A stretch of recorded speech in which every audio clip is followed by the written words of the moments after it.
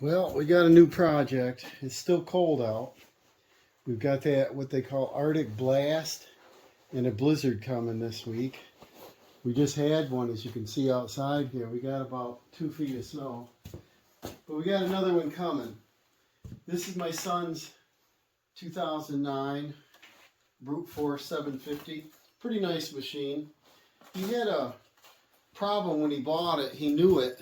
That's part of the reason he thought he got a good deal was, let me bring it around here. It had an oil leak. So if you want to check out his video, you can find out what he found on that. You turn this down here. Right here was a stator cover. See that green gasket around there. And there's two wires, I shouldn't say two wires, two sets of wires, 4 wires going through a rubber grommet. It was pumping oil right out of here. And I didn't see a crack or anything. And I said, well, maybe it's something simple. Well, we took this all apart. And the grommets were in backwards. And that was a simple fix. So it was a gasket. At the same time, he put a water pump in. Well, when you do these, of course, the water pump's way down here on the bottom. You take the hose off and then you lose all the fluid. You fill the jug back up. I don't know how much is in there now. It's like empty right now. So the other day he was plowing and it ran good and everything, but he said he smelled something and it was leaking antifreeze. And it wasn't actually leaking that I saw, but it was boiling over. It was hot, and I told him to shut it down. And I don't know, maybe he couldn't hear it or what, but it was bubbling. And then it cooled down. And I said, well, before we add antifreeze, let's see if we can find what's wrong with it. So we turned the key on while the engine was hot still. And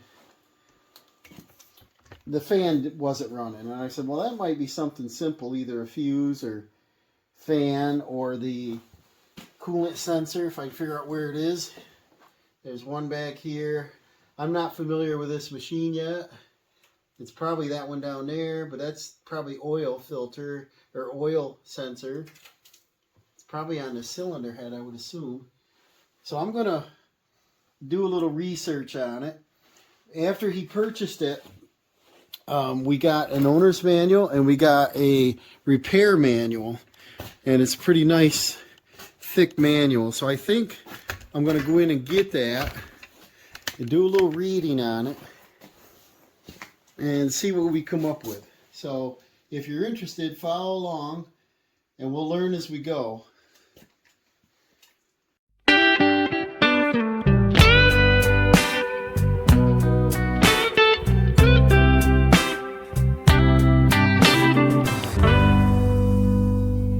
Now with the key back on, the engine is fairly cold. I just drove it in here. The oil pressure light is working. The green means it's in neutral. The dash, got a 1/4 tank of fuel. I don't see any other codes or any kind of issues. I would think that if there was a code, like a bad sensor, we would get a light, and he said there was no light on. And by peeking under here, this is a 750. The radiator's up here. The fan is right in there, so it's all behind all these plastics. I would assume there's a cap on the top of the radiator, and he didn't see that, and so he filled the jug up and thought it would, suck into the system. But apparently that didn't work. He has rode it before, but this time with a plow on there, it might restrict a little bit of airflow, but I doubt it because it was pretty cold outside. Let's see here. So there's one of the cylinder heads. Here's the coolant. Oh, right there, that must be the sensor right there. You see that plug? That must be the fan temp sensor. That doesn't look too hard to get to. And I'll probably order one of them. And then right here must be the thermostat. how do you get to that, right? I don't know if that's just a bracket and that'll lower this down to reach it. They look like about 8mm. A hose clamp, it's Phillips or 8mm. And it could be a stuck thermostat. They're kind of cheap parts, and because it's a 2009 and he doesn't have a lot of history on this, probably good parts to replace. And I did look up the prices already, and it looks like under $30 for the pair of them, and I thought, well, probably worth doing. And then what I'd like to do is see if I can find, well, we're going to need some better lighting, but find that fan wire harness and test it and see if there's power going to it to see if the fan is good. And probably wire it hot to see if it just turns on and runs. If it does, it's probably that fan temperature sensor, and probably doesn't need a thermostat yet because the fan, like I said, wasn't running when it was boiling over. When it was overheating, the fan was not running. So that shouldn't have anything to do with the thermostat. The thermostat could make it overheat, but like I said, the fan should be running. So I don't know out here on the plastics how you get to the radiator cap, why they wouldn't have made an access panel. Because filling the system from the top, you should be able to burp all the air out of it. So I think I'll go get the manual. I'll do a little, reading up on it. Familiarize myself, and I think I'd like to have Dawson take all these plastics off. He's bowling right now, so I just thought I have a few minutes. Maybe I'll look at it and see if I can figure this out. I wanted to have him help me with a snowstorm coming up, and he likes to play on the equipment. And if he can play and work at the same time, I think it'd be great. Well, this is after our snow blizzard after Christmas, the day after Christmas, guys. We got quite a bit of snow here. We got ice underneath it. Everything's frozen up pretty good. Dawson's got his four-wheeler in there, and I want him to work on that. I got him a couple little Christmas gifts we want to put in it. And we're going to bring it over in the garage. So you bring that on over, Dawson. I'll pull the car out, and you put it in the garage. We don't want to heat the shed, so we're going to heat the garage here if we need it. But most of the tools are inside. I hope you all had a good Christmas, and follow along. We're going to try to find out what's wrong with this four-wheeler, why it's overheating with this cold out. Alright, we're inside the garage. There's no heat on. Not as cold as outside. I think it was, what, 17? And Dawson's going to take... Say hi, Dawson. Hi.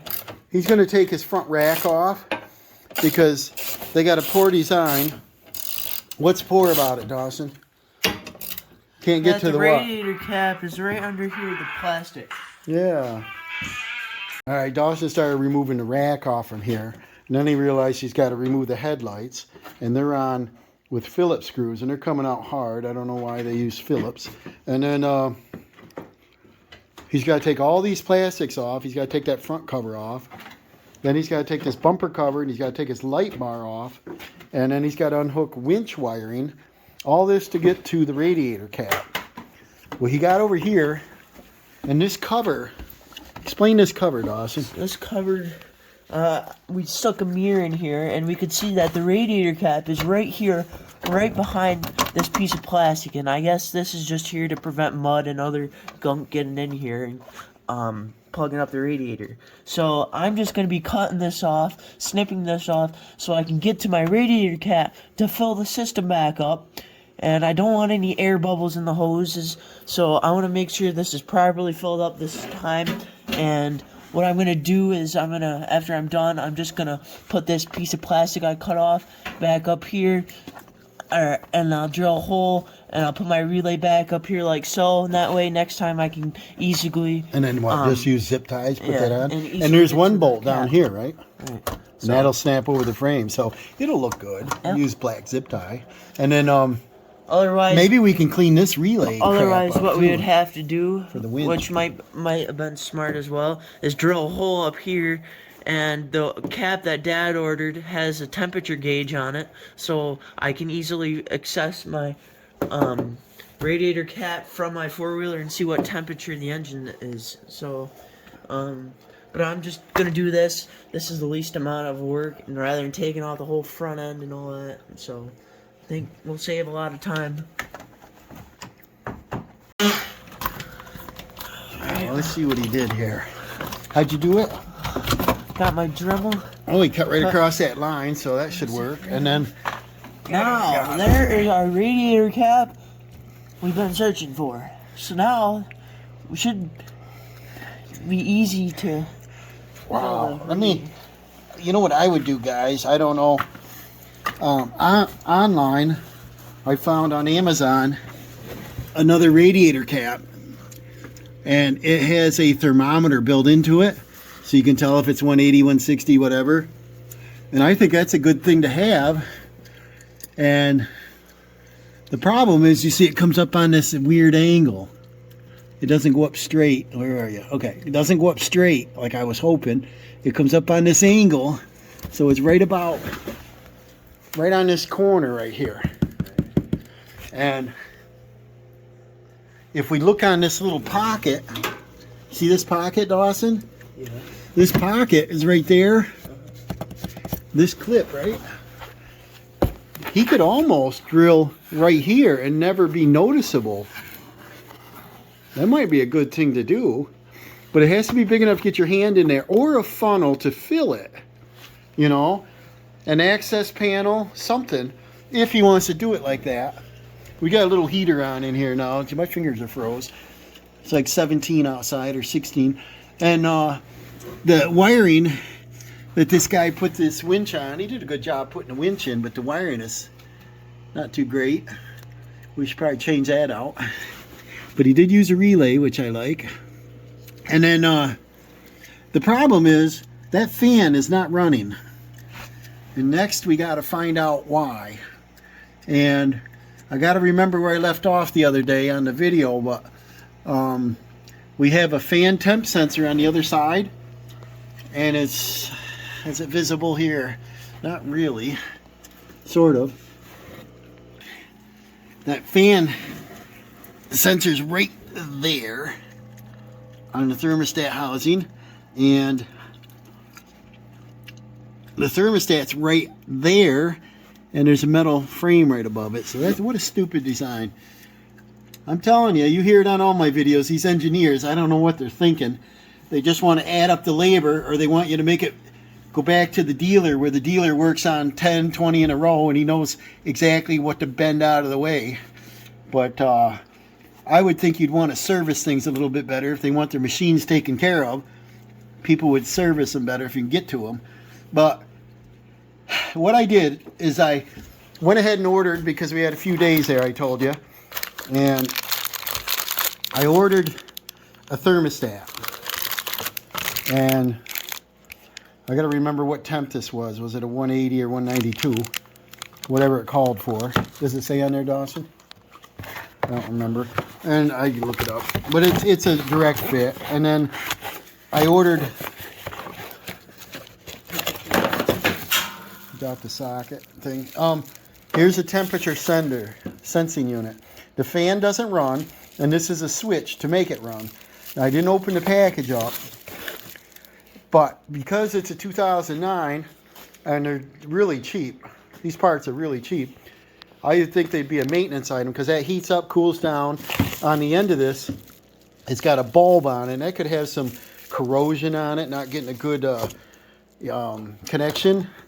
And same thing with the thermostat. Most thermostats have I don't see the second valve in it, but it's got a little bleed hole right here, right there. Get it in view. And what happens is it allows some water to, antifreeze to pass through. And then when it's up to temperature, this is 71 degrees Celsius. So we have to cross that over to Fahrenheit. But this moves back and forth all the time. It's on with an O-ring, and there's an O-ring seal, and it opens and closes. So this is a wearable part. Remember, Dawson did a water pump this year because he had that stator cover all apart, and you got to keep these engines cool. And so these cheap components might be worth using, but we got to find out why the fan's not running.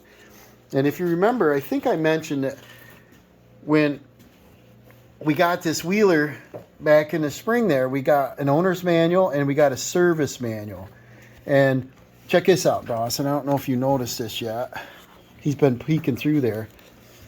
But I'm trying to familiarize myself with the machine, and we got an exploded view.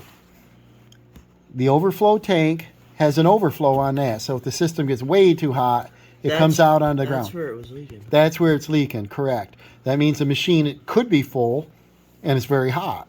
It's boiling. Yeah. And if you follow these up, there was no other leaks anywhere, and the radiator's dry. There's the radiator cap's on a slight angle. I was hoping it'd go up straight, because then we could do a straight hole down through there.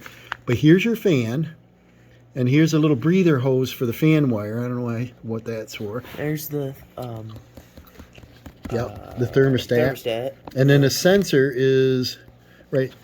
Can't see it in this photo, it's backwards, but the sensor hook's right there. And then anything else you see in the system? It comes out here. This is a direction of flow out of both cylinder heads through the thermostat, through the radiator, cool it with a fan, back down to the water pump, which is right there. And then this overfill hose goes all the way up to the top, and what happens is when the radiator cap reaches pressure, it opens, and then the overflow comes out into the jug. So it could be leaking at the radiator cap, right? Or it's just. And the other, it wasn't though, because it's not dripping up there. And then the radiator looks pretty good shape. It's aluminum, and doesn't look like there's any mud in it. But this radiator cap does two things: is it opens to allow the antifreeze that's too hot out of here. Somebody's getting dirt on our book. And the second thing is it works as a vacuum, which will pull the excess antifreeze back out of the jug into there if it gets low on the system. And what I did is I read down through here, and there's a flow chart. It tells you the temperature, when it opens, and it says somewhere here, getting closer, the radiator cap has 2 valves in it. That's what I just told you.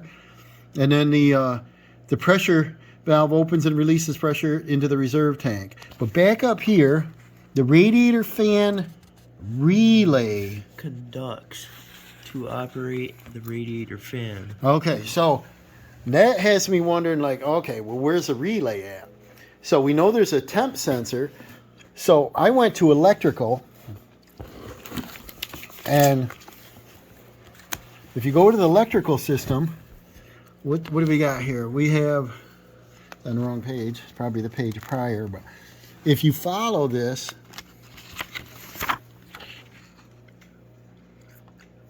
no, back here, Dawson's flipping the book for me, but I want to be right here. It's right there, number 5.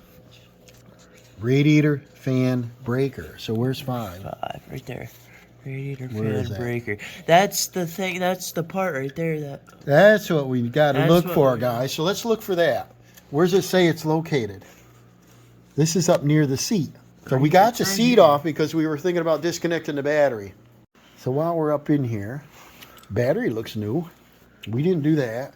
This circuit breaker, but that's got to be for the winch because that's a heavy wire.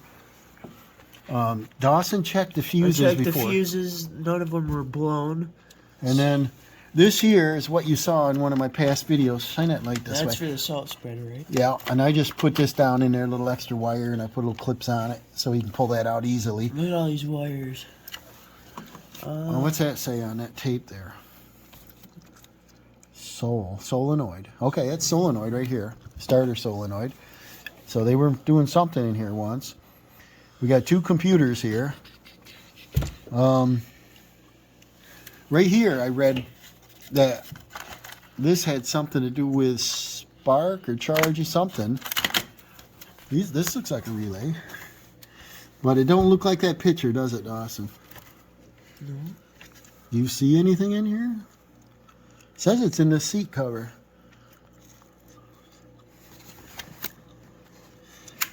It's not where it should be. Put that light up here, will you? Can't see nothing. And in the wire schematic, it said it was a, was it a brown and a yellow?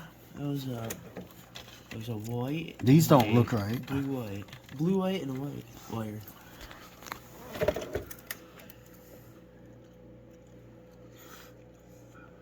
That's all that's left. I don't. There's some stuff down in here. Put the light over this angle. What is that color? Raise that one up here. What's that one? Brown and yellow. Raise that up here. Let's see what's loose in there. Is that tape on it? Bring that up out of there. There's the blue, white, and the white. That's the. Oh, is that it? Schematic right there. Why would it be down in there? Why would they shove it? Oh, look at Dawson. Metal shavings. There's metal shavings. Put that light over there. There's metal shavings down in there. Shine the light down in there. Why? What are they from? Somebody drill a hole? I don't know. There's something in there. Well, but this is it here, right? There's the breaker. How many wires? And then, see that? Why isn't there two wires on it? It's broken. Hold that up there. Broken. So it's blue. Blue and white. Blue and with a white white tracer and a white with a black tracer. So if you check this out, guys, it's broke right there. No kidding. Where? Right there. Where it goes over top Shine of the that clip. light up here. It's dark. Clips. Oh, it's rusty. See it? Oh, it's broke right in the clip. See? Right there. So that could be why the fan's not running, guys. Well, I guess we got to order one of them. Yep. What's that, rubber? See if we can get that apart.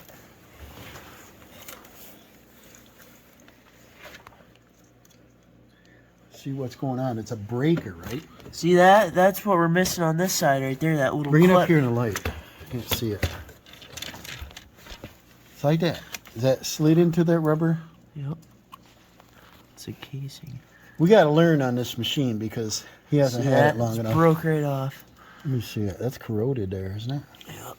Well, we definitely need one of those, guys. What is that? Hasuden, Japan. What brand is it? Hasuden, Japan. Here's part number, guys. Shine that light different. Maybe we can see the part number. There we go. AC 125 volts, 10 amp. So that's a circuit breaker, and it's a two male spade. So there's that. We'll look that up. And then the connector, that connector's good. This connector, it's stuck and this right one's in there. stuck in there, isn't it? So maybe what we can do, guys, just run a jumper lead from this one to this one, turn the key on, see if the fan can run. What a project to get in there, guys. It's a lift. You lift that little lever and get them apart. And Dawson pulled on it, and it separated a bunch of dirt fell out. The pins look good. So if you pull that toward you, Dawson, can you see in there? Pull it way out as far as you can reach. We need to put 12 volts at to see if the fan will run. All right, I got 2 test leads up on that plug, the one that goes to the fan, and then I got one on the negative. You do that one, Dawson. Come on. Hang on that battery so don't fall. I got a little baby battery here, but it is charged. And that fan does not turn, does it? Nope. Okay. So I'll unhook one. Hang on the battery. Shine in there. I'm going to turn the fan blades. Fan blade is free, so the motor's not set up. Shine that light in there. If you hear me, guys, I'm a serious light guy. I got to see because you're just guessing otherwise. I'll make sure we're on the proper wire, but I think we are. Look up there at the clip. Yep, I'm following that up.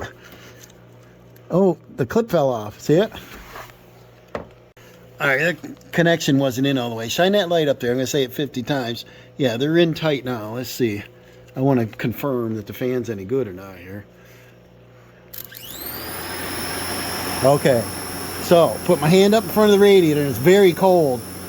So disconnect that, Dawson, there. Yeah, it warmed up. So that means that that fan is pulling a lot of air through that radiator. So I know there's no mud. It's pretty clean up in there, and it's got a shield cover on it. And so that's good, guys. The fan does run. And now I think what we're going to do is what Dawson's thinking. Shine your light on that fan. There. Then let off. Let off. The thing cranks, don't it? So that works great, guys. So we're going to get a circuit breaker in a couple days. We're going to put it in up there. In the meantime, Dawson's going to try to top off this radiator. And that is a stupid design. I'd love to drill a hole in there. I might be able to talk him into it. Yeah, use a nice hole saw and do like a 2.5-inch hole. So we can... The new radiator cap I bought, which we probably don't need now, but I bought, is only 9 something with a coupon. But it has a temperature gauge right built in, and I thought that'd be great. Then he'd know, because on these vehicles they don't have any kind of gauge like a car does. So I guess we'll probably cut this video short here. When parts come in, we'll start putting things together. And remember to like and subscribe, and catch you on the next one. There's a cool little diagnostics for you. Yeah, and I think Dawson learned a little bit. Yeah. And I used to do a lot of this stuff, but, you know, everything's gone electronic. And so now we know all because of that one little thing. Well, we think so, but it's an obvious. So stay tuned for the next part, guys, and we'll catch you on the next one. Yeah, see you on part 2. Remember to like and subscribe. Little bonus footage, guys. I told Dawson about the only other thing he can do right now is get that clip out of there. And let's see what that looks like now.